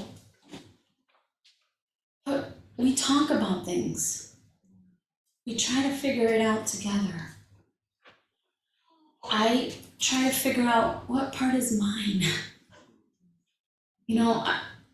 When my daughter started at FIU, there was a lot coming up for me. And we were always at each other's, throats, like, until I sat and realized what was happening for me. It's almost like we live in parallel universes. And what is happening in your child's life, if you look back at your life at that age, find something similar. That's the wound. Okay? So I realized eventually that I was getting triggered because when I was at the university and I was about to graduate, my parents got divorced. My dad's new wife convinced my dad, probably didn't take much convincing, but to stop paying for my schooling. Mind you, I worked, I went to school full time, I paid for my expenses, my car, my insurance, my gas, did my own groceries, I lived at home, yeah, and I almost couldn't graduate. My grandmother stepped in and paid for my last semester. So I was getting triggered.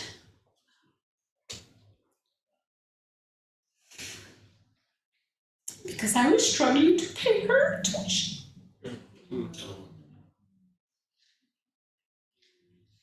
And so that wound was getting opened.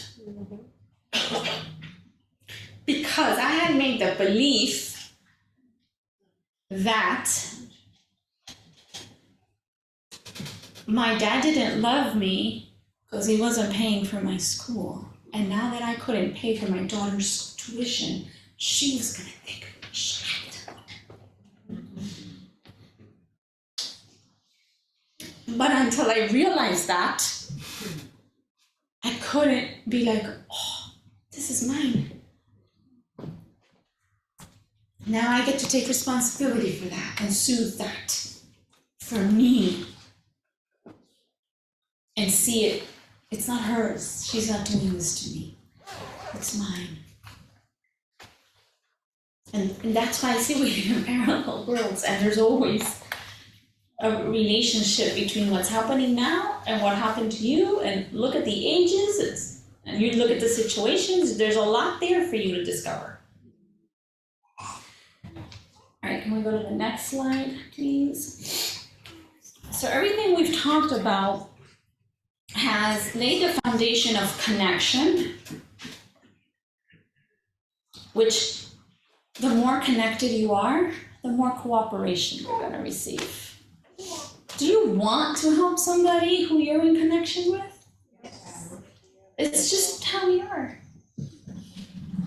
Do you want to help somebody you feel defensive around? No. Right? So connection helps with cooperation. So you want your kid to cooperate more? How can I connect more?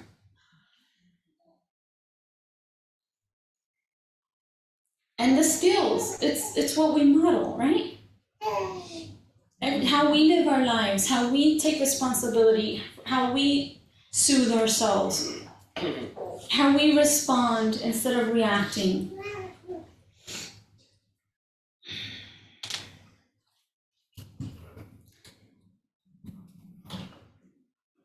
When you want something from your child, your child's cutting something, you need the scissor.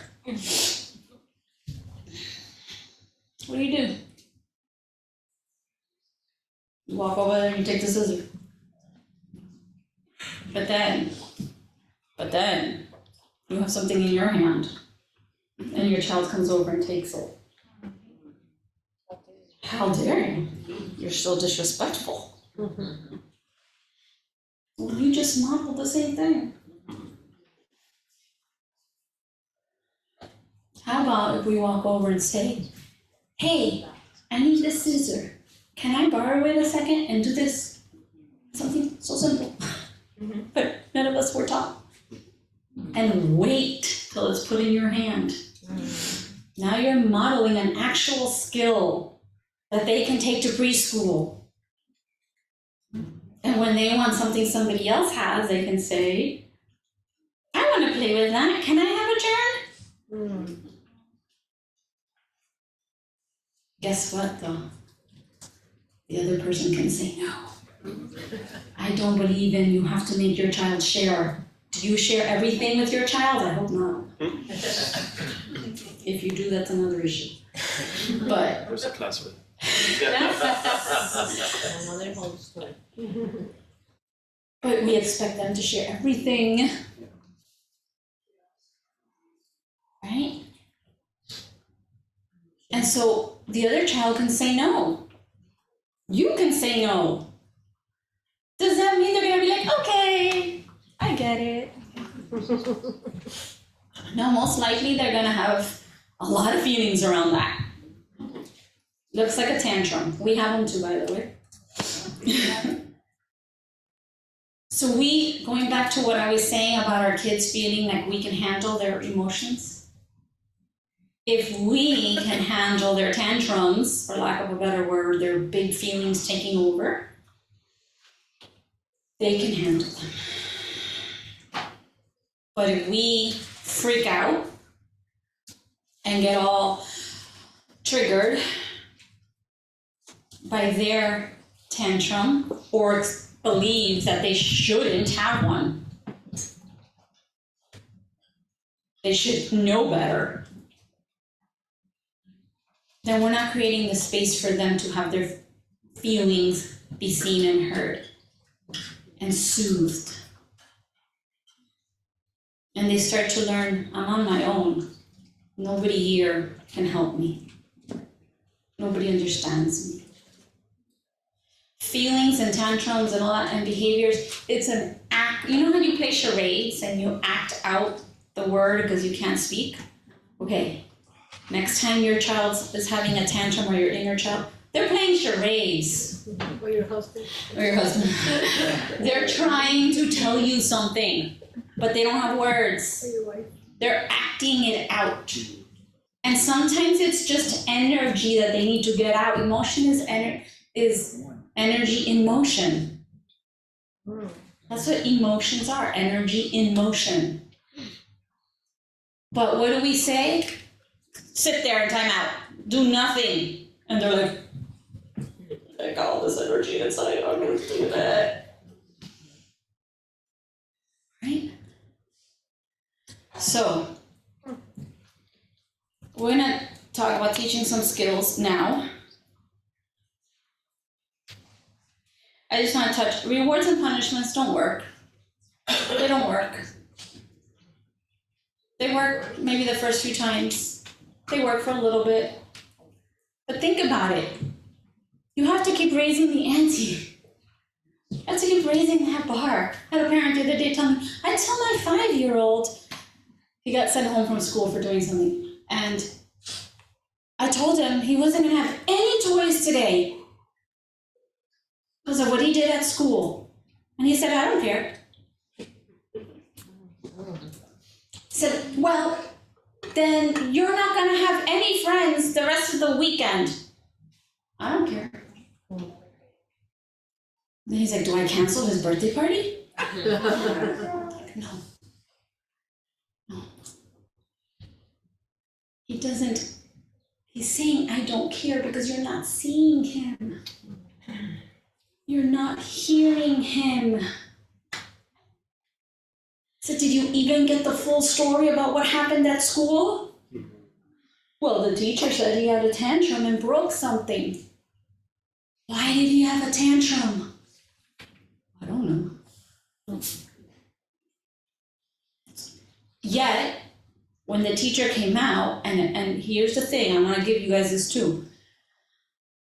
When you have somebody that perceives they are in authority, let's use it, let's say it that way. That's good. And they tell you, okay, I'm gonna bring your child out now, and I'm gonna tell them in front of you, or I'm gonna tell you in front of them what they did. And you know that they're expecting you to like be on their side, right? And reprimand. You know it. And so the teacher comes out with the little 5-year-old and says, he did this. And mom said, well, first of all, the child wasn't looking, he looked the other way while the teacher was talking. And mom said, look at her and listen. And then said,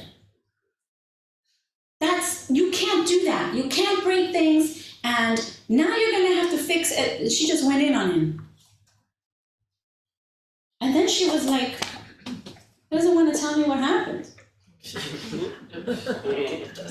Well, the jury's not out anymore. Like, you made your decision and backed up the teacher in front of him. She's like, but what should I have done? So I'm gonna tell you. You say, thank you for sharing. We're gonna go now and we're gonna talk about it. That's it. Wow. Do not break that relationship with your child for anyone. And then you go home and you say, something must have happened. What was going on? Who knows if the kid was upset that somebody else ripped the toy out of his hand and he didn't know how to handle those feelings, and then he reacted. But all we see is the behavior, the reaction. And now he was so aggravated and escalated and dysregulated, and there was nobody processing with him, and he went and broke something because he needed to get the energy out. Because were you ever told that when you're angry, you could stomp your feet, you could punch a pillow, you could scream into a pillow, that you could get the energy out? No. And guess what? The teachers don't tell the kids that either.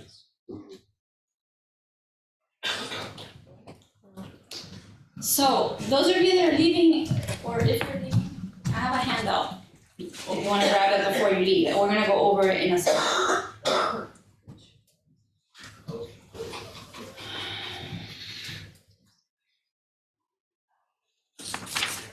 Okay, I'm not gonna give you the handout just yet because you're gonna start reading it and stop paying attention to me. So, I'm gonna share with you what the handout says first.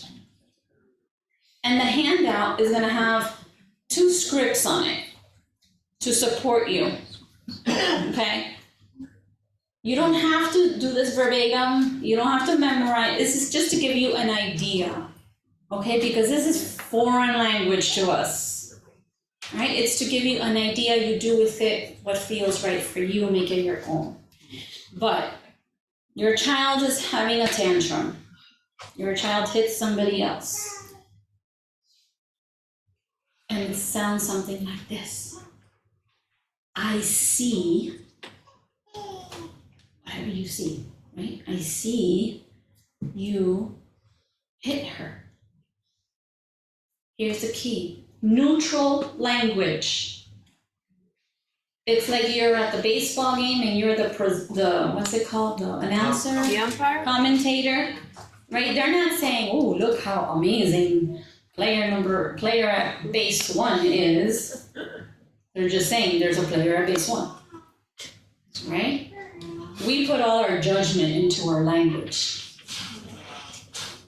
So it's, I see, and then what you actually saw. Factual, neutral, no judgment. We do it to our kids all the time too, when they draw a picture and we say, oh, that's so beautiful. That's judgment. Can we say something like, oh, there's a lot of red in there? That's neutral. That's just what you see. Right? It's happened to me where we all mess up. There's no perfect parent or teacher or human, but I've had a child building something that looked like a tower, and I'm like, oh, that's a really cool tower. It's not a tower. It's a spaceship. What's wrong with you? They look at me like, what's wrong with you? How can you not tell? Right? So we have to be aware of our language, okay? So I see or I hear, and then what you see or what you hear. It seems you wanted. We're gonna give them the benefit of the doubt. It seems you wanted to play with that toy. Right? You didn't know what else to do, so you grabbed it, especially since mommy's at home grabbing the scissors out of your hand. Right? So it seems you wanted, it's time to leave the park, and they have a tantrum. I see you're having a lot of feelings right now. It seems you wanted to stay at the park. Doesn't it make sense? They're having fun. This can be hard. It can be hard. I'm here with you. You're safe. You always want to put in safe. You're safe. You can handle this. Remember going back to the, if I can handle it, if mom can handle it, dad can handle it, then I can handle it. You can handle this. It's okay that they're having big feelings about leaving the park. And they can handle it. It's not one or the other. I'm right here with you. And then they start hitting you. Because this is the fantasy world, right? Oh, my child's just gonna melt and do this. Nope. You're gonna be like, oh. Oh, I understand. Mommy, thank you for keeping me safe. Illusion. They start hitting you. Right? So you hold their foot, their hand, their arm, whatever, gently. Remember the soft face and the not grinding teeth? And you say, you may not hit me. You can stomp your feet. Tell them what they can do.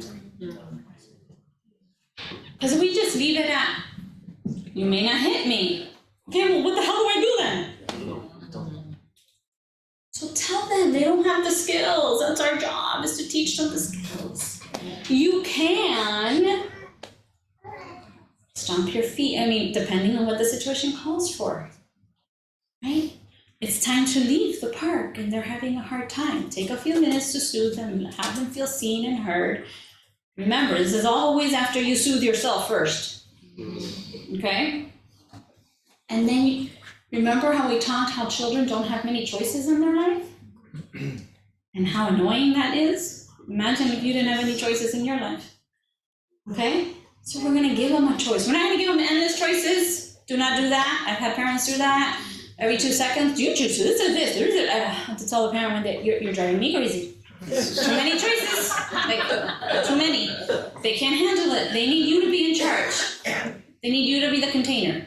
You give 2 choices, and only when it's needed. When you see that your child's about to melt. You're about to go into a tantrum here, okay? We're gonna give some autonomy here. We're gonna give 2 choices. 2 choices that you're okay with.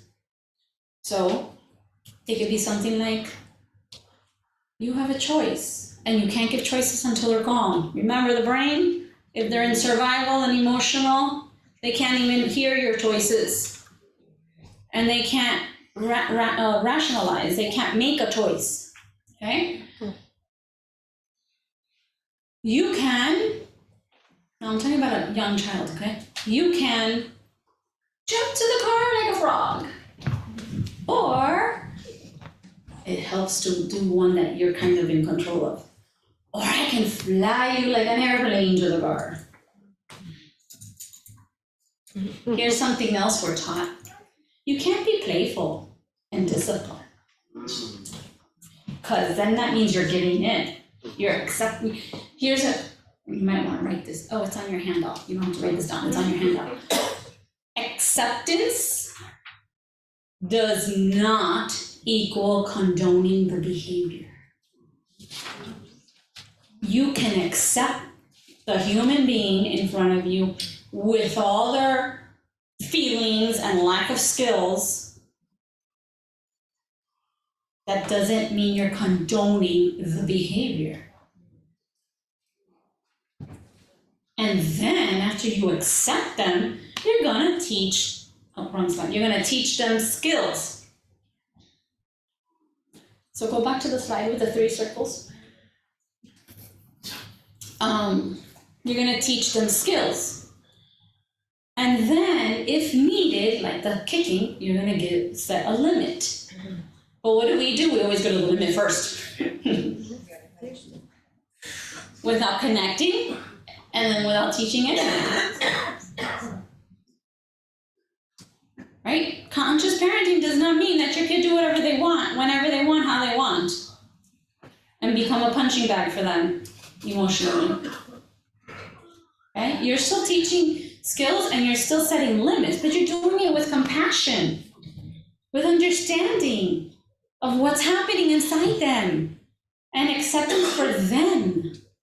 You're not accepting the behavior, you're accepting them and that they're having a hard time in that moment.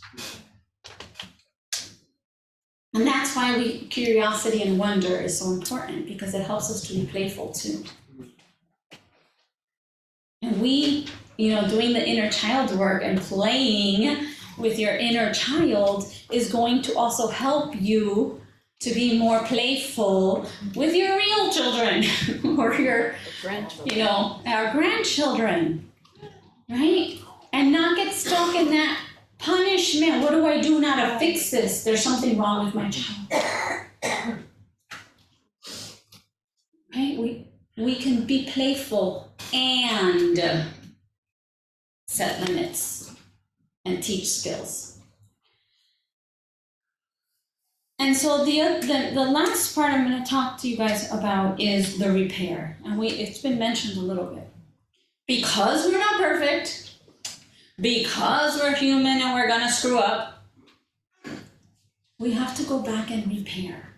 When we do, how would that have felt if your parents would have come back and said, oh, yeah, I really messed that one up. I I really messed that one up. And it had nothing to do with you. It was all about me getting taken over by my feelings and not knowing what to do with them. Because I didn't have the ability to respond. I wasn't taking responsibility for my feelings. And I vomited them all over you. It has nothing to do with you. How would that have felt? But here's the key to repairing also, in addition to that. Make sure you repair with yourself first. Soothe the guilt first. And I've learned this recently with teenagers. Because what happens is you go in there to repair, but what you're really doing is trying to get them to validate you and see you. And so we make it all about us. And they sense that a mile away and they're like, Yep. get away from me. And you broke connection. Yep. So repair with yourself. Remember, we don't have to do everything right now. It could be a few days from the incident. Right? Repair with yourself first. So you can go in there with clean energy, with your own need for validation met by yourself. Empathize for yourself, forgive yourself, have compassion for yourself. Know that you were doing the best you could in that moment. And then go in there whole, complete, with a completely different energy of taking responsibility and not expecting anything, not even a word. Not, and especially, please do not expect an I'm sorry, or I understand, or I believe you, mommy, yes, you're perfect. No. Oh, you're doing so much inner work, mommy. No. No expectations. It's not about you. We make everything about us. It's just about you letting them know it had nothing to do with them. It was your bullshit. Yeah. And taking ownership for it and responsibility for it. And here's another thing though, they're gonna get sick of it if you keep doing it. Like at some point, get it together. I'm sorry, but at some point, it's gonna not mean so much anymore, that repair, if it's a constant repair, okay? So, in your handout, you're gonna have a script for the repair as well. And it's kind of like what I said, I messed up when I yelled at you, that was not your fault, it had nothing to do with you. I let my feelings take over instead of soothing them. I'm working on that and we'll get better. And I wrote there, follow through. Just wanted you to know. If you want to talk about how you felt, I'm here to listen. I love you, and then shut up. Because as soon as we drop that line,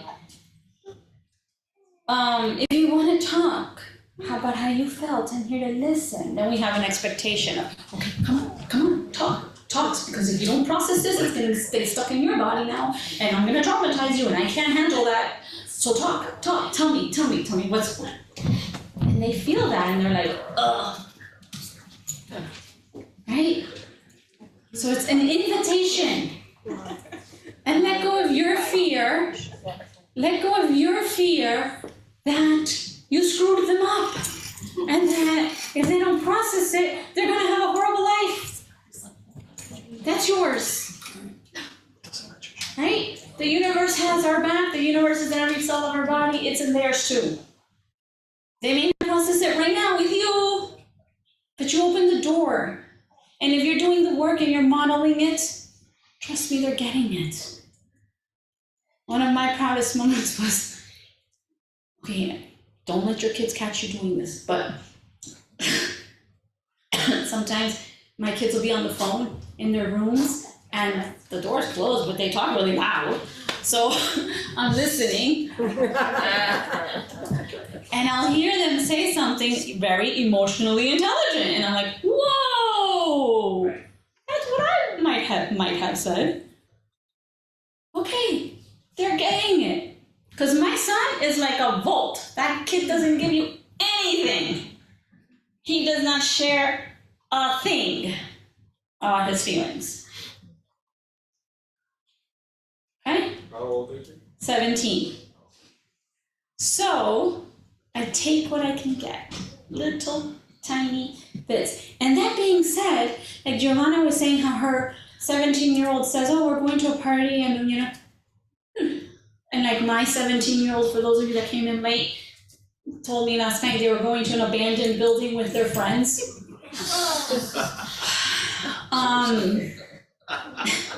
To hang out. We're lucky though. Yes. Because we've created enough connection. Remember, it's not perfect, but we've created enough connection that they're telling us. You know, when my daughter was 18, 19, and she went to her first club, I think she was like 19, 18, 19. She went to her first club, and she said, Mom, can you drop me off at Daylight Mall? We're all gonna meet there. We're gonna Uber, because we might drink, and, you know, we don't wanna drive. Of course, okay. Way to go. Like, because I've talked to her too. I'm not blind. And that's the thing, we have these, like, oh, they're never, my kid is never gonna do that.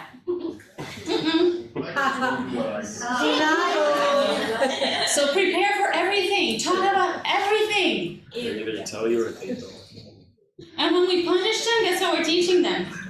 To get more sneaky. Because we can't handle it.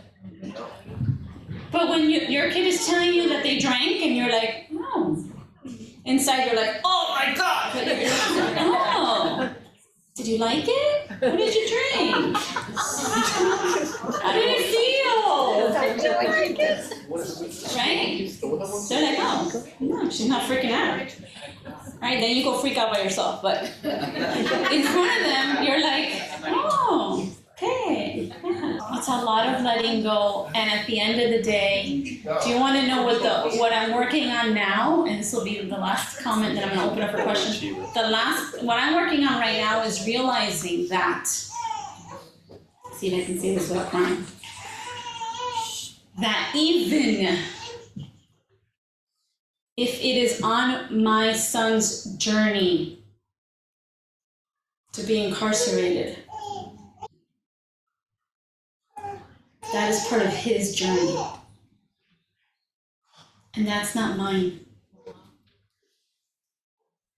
Because if the universe has our back and is in every single cell of our body, then it's in his too. And that doesn't mean I was a bad mom. And that I didn't connect enough or have enough family dinners. He's not a bad son. And he's not bad. It's just part of his journey. And it may be the biggest awakener of his journey and healing, right? Because we're not privy to what the journey is or what's going to come out of it. All we can do is be on our journey parallel to theirs and create as much safety and a container for them to feel safe and be seen, heard, loved, and know that they matter. No matter what they do or what choices they make. So with that, I will open up to Q&A. I know we're over time. Thank you so much for staying and listening.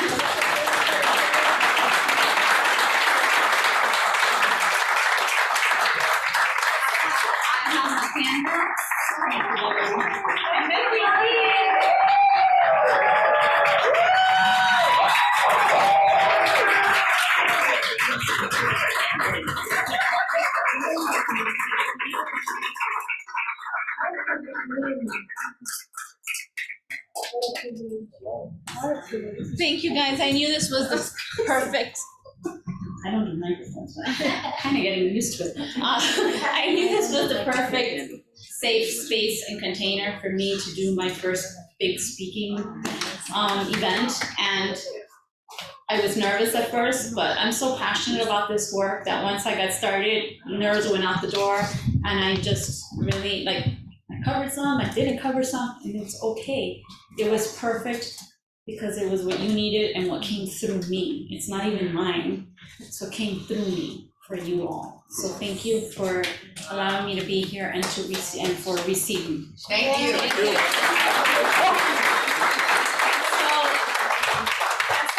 With the scripts, and if you have any questions, I do. you can. Okay, somebody has their questions.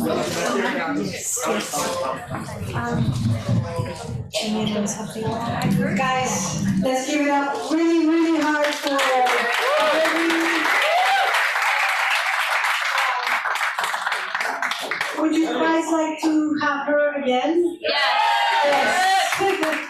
So Rocky and Joe, we need to start thinking of another class very soon.